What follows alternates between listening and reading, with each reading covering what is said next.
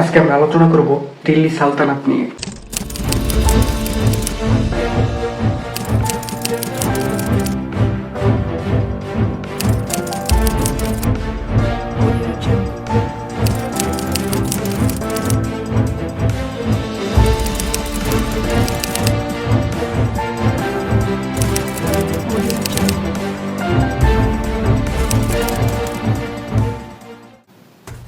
দিল্লি সালতানাতের প্রথম সুলতান সুলতান কুতুবউদ্দিন আইবেক, তিনি 1206 খ্রিস্টাব্দ থেকে 1210 খ্রিস্টাব্দ পর্যন্ত এই দিল্লিকে শাসন করেন।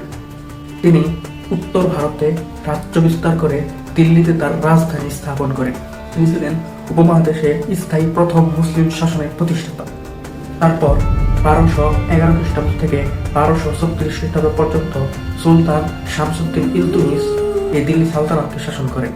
তিনি সর্বপ্রথম ভারতের মুসলিম শাসকদের মধ্যে মুদ্রার প্রচলন শুরু করেন। তারপর 1236 খ্রিস্টাব্দ থেকে 1240 খ্রিস্টাব্দ পর্যন্ত সুলতান শামসুদ্দিন ইলতুমিশের কন্যা সুলতান রিজিয়া তিনি দিল্লি সালতানাতকে শাসন করেন। তিনি ছিলেন দিল্লি সালতানাতে আরোহণকারী প্রথম মুসলিম নারী। তারপর 1266 খ্রিস্টাব্দ থেকে 1287 খ্রিস্টাব্দ পর্যন্ত সুলতান গিয়াসউদ্দিন এই দিল্লি সালতানাতকে শাসন করেন। বিচ্ছিন্নতাবাদ ও শান্তি শৃঙ্খলা প্রতিষ্ঠার লক্ষ্যে খুব কঠোর অবস্থান গ্রহণ করেন। পর 1296 খ্রিস্টাব্দ থেকে 1316 খ্রিস্টাব্দ পর্যন্ত আলাউদ্দিন খলজি এই দিল্লি সালতানাতকে শাসন করেন।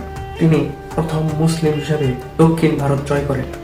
তিনি দক্ষিণ ভারতের শেষ পর্যন্ত মুসলিম বিজয়ের পতাকা উত্তোলন করেন। তিনি জনগণের কল্যাণের জন্য দ্রব্যমূল্যের নিয়ন্ত্রণের উপর হস্তক্ষেপ করেন এবং তিনি দ্রব্যমূল্যের দাম নির্ধারণ করে দেন।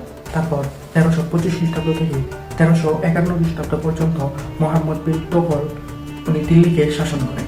তিনি দিল্লির শাসন প্রতিরক্ষার অসুবিধা দূর করার জন্য দিল্লি থেকে দেবগিরিতে রাজধানী স্থাপন করেন। 1398 খ্রিস্টাব্দে মাহমুদ সাহেব দুর্বলতার সুযোগ নিয়ে তৈমুর ভারতকে আক্রমণ করেন এবং দিল্লির অধিকার দখল করেন।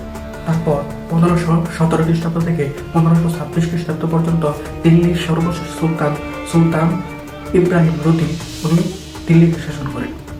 সুলতান ইব্রাহিম লোদি হচ্ছে দিল্লির সালতানাতের সর্বশেষ সুলতান।